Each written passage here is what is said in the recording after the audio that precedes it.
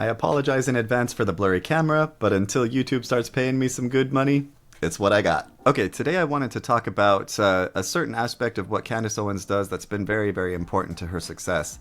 And I think this is going to make sense to a lot of you when I spell it out. I've been reading this book called BIFF. It stands for Brief, Informative, Friendly, and Firm. And it's all about how to deal with high conflict personalities. And one of the things that I think Candace has been doing that's very important to her success, and the reason that she's been able to just keep on going, is because every time that they try to throw out some kind of lie about her, some sort of unfounded criticism, or any sort of thing where they twist something that she says, she's been very good about the very next day coming around and telling you exactly what happened, or replaying an old clip, or showing you the text messages that she's had between her and somebody else. She just did that about Andrew Colvett today, or yesterday. And my goodness, I mean, she just always comes back with the information so that she can set the record straight. And I think that's what has garnered her so much public support, because we're not just getting one side of the story. That's I guess the pitfall, the trap that a lot of do-gooders fall into. We just kind of expect that even if other people are doing stuff wrong, as long as we keep going strong and forward and we don't let ourselves get bogged down, we just kind of figure if we ignore it, the truth will come out one way or the other. And the problem with that is something that was spelled out in this little book right at the beginning, and this all came back to me as I've been watching stuff play out this week. And this is what happened. Like, this was an example from the Biff book. In this workplace example, this lady named Rochelle was getting blamed, well, kind of blamed, sort of roundabout blamed for the lack of progress on a work project, and her manager was the one that was saying it through an email, basically implying that it was her fault, not his. And so she sent a reply email to both the manager and the person higher up that, here's what was actually going on. The results will come on Friday, and thank you very much. And that was it. And the reason that she did that was to set the record straight and to make sure everybody was on the same page and to let everybody know the conversation, not just one person or the other so that, rumors start spreading. She made sure everybody had the proper information. And I like that. So I'm going to read just a little bit so that you understand what I'm talking about. Let's see. By quickly getting accurate information to the project manager, Rochelle at least created doubt in his mind before the misinformation settled in Jim's mind as a fact. Such facts could have quickly been passed on to other managers, so timing was very important. Putting it in writing was essential, so that when someone someday looks back in this project's file, they see Rochelle's response right next to Phil's false allegations about her. The effect of this is to at least create doubt in the reader's mind, even if the reader doesn't automatically believe Rochelle. Without her written comment, a reader would take Phil's comments as unchallenged fact because they sound so believable, woven into his reasonable-sounding email. Huh. And isn't that exactly what she's been doing this whole time? They come out with some lie, she corrects it. They come out with a rumor, she corrects it. Anytime that they try to throw something shady her way, she corrects it. And they end up looking like fools, but they keep on trying, but she keeps on fighting back. And I think that's one of the reasons that we have so much more trust in her than we do other people, because their answer to things is either to spin things in another way, pretend it didn't happen, ignore it, twist it some more.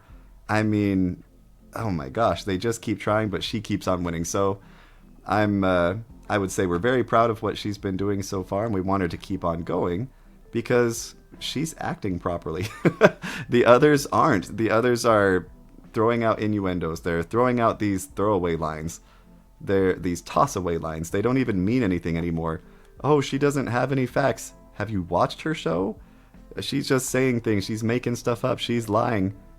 Every time that they've tried to call her on anything, she proves her point. Or if there is the only thing that she's ever had to admit to is like tiny little errors. Okay, this name was wrong, or that was. It's stuff it's so inconsequential in the long run. Everything that was important, she got right. So far, the investigation continues, and that's one of the things that she's been pointing out too. There isn't a firm conclusion yet. We want to get to the bottom of things. We want to see what actually happened. Why is it so important? And I think we all know why it's important. I mean, obviously, there's a lot of shady stuff going on. Things aren't adding up. They keep lying to us. The TPUSA folks have been caught on several things now, many things. And people's behavior just doesn't make sense. Kind of like during 2020, when a whole bunch of people's behavior, especially those in positions of authority, it didn't make a lot of sense. And people started acting very angry and fearful, and all of these crazy things rolled out as a result of it. It seems like the same sort of stuff is happening within the TPUSA organization. The people at the top are saying things and doing things and acting a certain way that doesn't make any sense with what the vision of the organization was supposed to be. And everybody else is going, what are you doing? And they keep coming up with all of these excuses. And as Candace has pointed out many times, if your founding person, the man that created the whole vision and everything of that company and strove so hard for years to make it happen, gave you all employment, he stood for very specific values, and you can go back through all of the footage over the years and find it, and he gets taken out on live television. Why wouldn't you encourage people to get to the bottom of it? Why would you attack them? It makes no sense whatsoever. Why wouldn't you want to know? Why wouldn't you want to get the truth and have justice for your founder, for your example, the person that supposedly you look up to?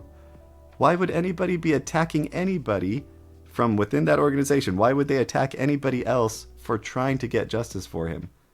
Does that make any sense? Of course not. And that's why we side with Candace, because it seems like she's the only one with an open mind who's trying to find out the truth and not just sticking to some sort of party line, I guess you could call it, the TPUSA party line, which so far they keep changing their story. They're still trying to pretend that she wasn't his friend, even though she's showed definitive proof over and over and over, including a video yesterday that he basically said the same thing out of his own mouth. Charlie Kirk was like, she was my friend. How many times do they have to be proven wrong? And why would they lie about things like this? So anyway, I think she's done a really good job following the BIF code. It's a funny name. I like it. BIF. Brief, informative, friendly, and firm. And I think we can all benefit for that. That's why I'm reading it, because you know, when people do bad things, you automatically want to respond with the same, you want to mirror their anger, their negative energy, you want to fight back. And again, another credit to her, when Candace gets attacked by people like, you know, Andrew, for example, in the debate, just tossing out all of these insults and just stupid things like, oh, I didn't have any dreams. Well, how sad for you. Maybe if you were acting better and if you were a better person, maybe you'd be sent a few dreams here or there to prompt you to look in the right direction. But obviously you're not on the same level as her. And anyway, so he was tossing out all of these really childish lines and obviously pre-prepared lines. But she sat there and she took it like an adult and she spoke like an adult. And she wasn't twitching like somebody who's extremely uncomfortable and guilty because he knows that he's not prepared. Anyway, this thing, like I say, it was a big deal. It was interesting. And I think we have a lot to learn from everything that's going to continue to come out. Matt, I'm almost tempted to just go back to the beginning and start watching Candace's show from the beginning because we've learned so much. And sometimes we forget how far we've come in this short amount of time. But anyway, it's going to be an interesting journey, so we'll keep paying attention to it. Again, I do more, entertainment stuff, not so much politics. But this has been such a deep topic, an interesting topic, and one that's very relevant to our world. This world where we've seen stuff like Epstein happened, and the government hasn't done anything about it. Nobody that I know of has been punished. Nobody's been jailed. They're not doing any kind of investigation. They're not talking to the public about anything regarding that. And in a world where Epstein people live and rule and do all sorts of horrible things behind the scenes, allegedly, and then they have so much influence over commerce and government and military and all these connections, why are we not seeing anything from the very top of the country down through all the ranks. Like, why is there no action? And I mean, that's why we need more people like Candace. So this is just my little part, just to show some support, to help people realize that, hey, there are heroes nowadays, but it's tough to be a hero. And I haven't taken the beatings that she has. I haven't taken the beatings that Charlie did. I didn't know too much about Charlie before all of this, actually. I knew of him. I'd seen some stuff online, but I didn't know how deep the story was and all of the history. And he was just one face of many online, you know what I mean? But after the assassination happened, and after all of this controversy has been watched, observed, and dissected by so many people, and after taking in so much of it myself over these last many months, I mean, I was already pretty aware of how the world worked. I've been through years of research myself, trying to figure things out, and I feel like I've got a pretty good grip on what the world works like at this point. But boy, it just gives me a lot of happiness to see somebody being so strong and trying to show so much faith in God in front of the world, at the same time as trying to pursue an honest-to-goodness investigation into the shady dealings of bad actors and wicked people, just evil people that think that they're going to get away with stuff. I think that's why everybody wants her to win, because, I mean, we like her, sure, but we want to see evil finally get punished. We want to see them get exposed. We want to see something good, some sort of victory for goodness finally happen. Okay? So it's not celebrity love. I mean, again, I have a lot of respect for her because she can face down types of people and like Congress itself and all these people in the world, and she can just look them in the eye and with full self-control be able to face that challenge. And that's a real tough thing for most of us. And I was always a very shy person growing up. Very, very social in some ways, but also very shy in other ways. And anyway, like I say, I have a lot of respect for what she's done. So every time that somebody says something stupid online, I see things on Facebook or YouTube or whatever, and they pop these things. Oh, look it, they proved her wrong. I'm like, really? You sure? That's why I like that quote. You sure about that? Because every time that they say that, I can point back to an episode and be like, we just figured this out the other day. What are you talking about, fella? Anyway.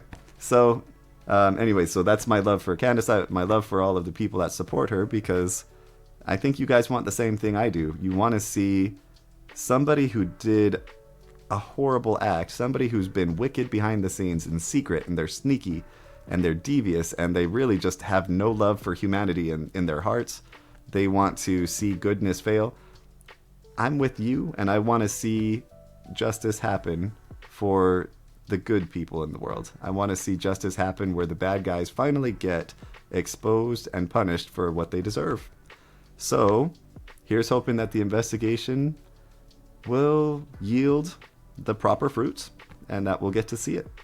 And anyway, I wanted to share that with you guys because, again, cool stuff. And it's a good lesson for all of us. You don't just have to take things and not respond. The important thing is how you respond. That's the whole purpose of the book, is responding in the right way. There's always going to be high conflict people in the world and in each of our lives, sadly. But how you respond is what dictates your fallout. If you just match anger and nastiness with anger and nastiness of your own, well, it's going to get worse. But if you respond with self-control, and you do so clearly and definitively, even if it doesn't look like everybody's going to believe you, at least you did it so that you set the record straight, and it'll be there later for people to look back on, and it'll probably change people's mind later, one way or another. So you don't just let the bad guys say whatever they want and get away with it. You say something back with control, clear, precise, and to the point, and without any sort of, like I say, nastiness or anything like that, and it'll do better. So that's my message, and hope that will help a lot of you throughout your life.